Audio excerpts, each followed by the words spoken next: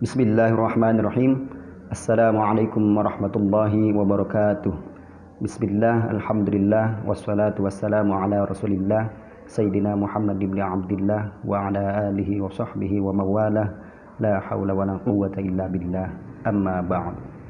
Pertama, Bapak ucapkan selamat kepada kalian semua yang sekarang masuk ke kelas 12. Mudah-mudahan di kelas 12 kalian bisa lebih baik lagi, bisa berubah ke arah yang lebih baik, dan mudah-mudahan kalian selalu sehat walafiat, tetap semangat dalam belajar, dan mudah-mudahan Allah selalu melindungi kalian semua. Amin ya Allah ya rabbal alamin.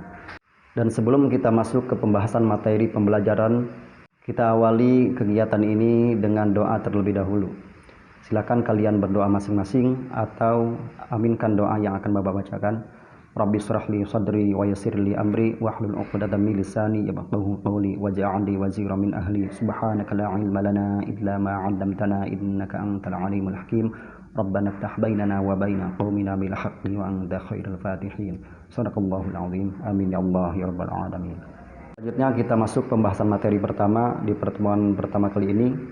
Yang akan kita bahas yaitu tentang berpikir kritis.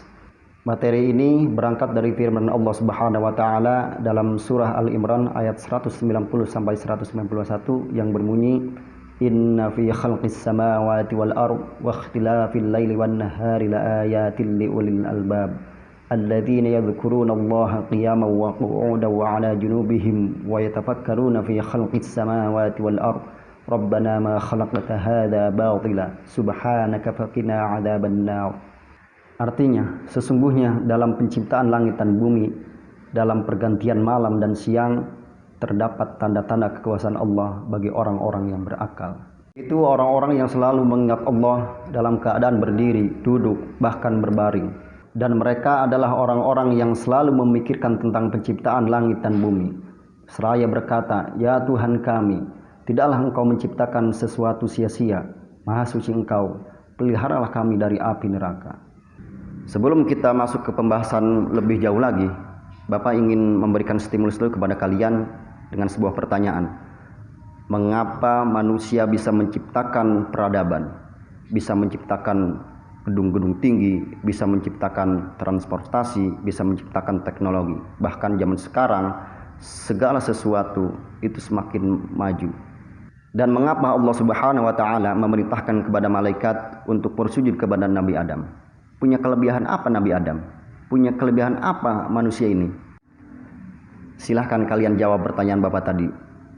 Asbabun nuzul ayat ini atau latar belakang diturunkannya ayat ini yaitu ada seorang kaum Quraisy yang datang kepada seorang Yahudi yang menanyakan bukti kebenaran apa yang dibawa Nabi Musa. Kemudian orang Yahudi menjawab, yaitu tongkatnya dan tangannya yang putih bagi orang-orang yang memandangnya. Dan kemudian orang Quraisy ini juga datang kepada orang Nasrani. Mereka juga menanyakan tentang kebenaran Nabi Isa. Bukti kebenaran apa yang dibawa Nabi Isa? Kemudian orang Nasrani pun menjawab bahwa Nabi Isa bisa menyembuhkan orang yang buta dari lahir. Nabi Isa juga bisa menyembuhkan orang yang punya penyakit sopak. Dan bahkan Nabi Isa bisa menghidupkan orang yang sudah wafat. Lalu mereka pun datang kepada Rasulullah SAW dan berkata, Ya Muhammad, mintalah kepada Tuhanmu untuk menjadikan bukit Sofa ini emas bagi kami. Kemudian turunlah ayat ini, yaitu surah Ali Imran ayat 190 sampai 191 sebagai jawaban atas apa yang ditanyakan oleh orang Quraisy tersebut. Artinya apa? Artinya Allah Subhanahu wa taala ingin kita menemukan kemujizatan itu dengan sendiri, yaitu dengan akal pikiran kita. Menemukan dari tanda-tanda kekuasaan Allah yang ada pada makhluk Allah, sehingga keimanan kita semakin kuat, keimanan kita semakin mantap, dan pada akhirnya ketakwaan kita pun semakin meningkat. Dalam ayat ini setidaknya ada 4 poin penting yang ingin Allah sampaikan kepada kita. Yang pertama, bahwasanya dalam penciptaan langit dan bumi, dalam pergantian malam dan siang, di situ terdapat tanda-tanda kebesaran Allah, terdapat tanda-tanda kekuasaan Allah.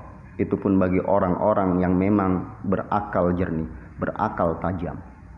Kemudian yang kedua, yang dimaksud dengan ulul albab di sini atau orang-orang yang mempunyai pikiran jernih, mempunyai akal tajam, yaitu orang-orang yang selalu mengingat Allah dalam kondisi apapun, baik dalam keadaan berdiri, dalam keadaan duduk, ataupun berbaring. Yang ketiga, yang dimaksud dengan ulul albab dalam ayat ini, yaitu orang-orang yang senantiasa selalu memikirkan tentang penciptaan langit dan bumi. Dan yang terakhir, yang keempat, bahwasanya tidak ada satupun makhluk yang Allah ciptakan itu sia-sia. Semua yang Allah ciptakan pasti ada manfaatnya, pasti ada gunanya. Allah Subhanahu wa taala menganugerahkan kepada manusia anugerah yang begitu besar yang tidak dianugerahkan kepada makhluk lain, yaitu akal pikiran. Allah Subhanahu wa taala menganugerahkan 2 pasang mata, 2 pasang telinga, 2 pasang otak, yaitu otak kanan dan otak kiri, tapi Allah hanya menganugerahkan 1 lisan. Karena Allah Subhanahu wa taala ingin kita lebih banyak melihat, lebih banyak mendengar, lebih banyak berpikir daripada banyak bicara. Supaya apa? Supaya dengan kita banyak melihat, dengan banyak berpikir tentang kekuasaan Allah, tentang makhluk Allah, maka akan kita temukan tanda-tanda kekuasaan Allah, tanda-tanda kebesaran Allah. Oleh karena itu, gunakan akal pikiran kita dengan baik. Gunakan akal pikiran kita untuk mencari ilmu pengetahuan, untuk mencari tanda-tanda kekuasaan Allah yang ada pada makhluk Allah. Mungkin cukup sekian dari Bapak. Mudah-mudahan apa yang Bapak sampaikan tadi mudah-mudahan bisa bermanfaat buat kita semuanya. Dan insya Allah kita akan bertemu lagi di lain kesempatan. Bapak tutup. Wabillahi taufiq wal hidayah. Wassalamualaikum warahmatullahi wabarakatuh.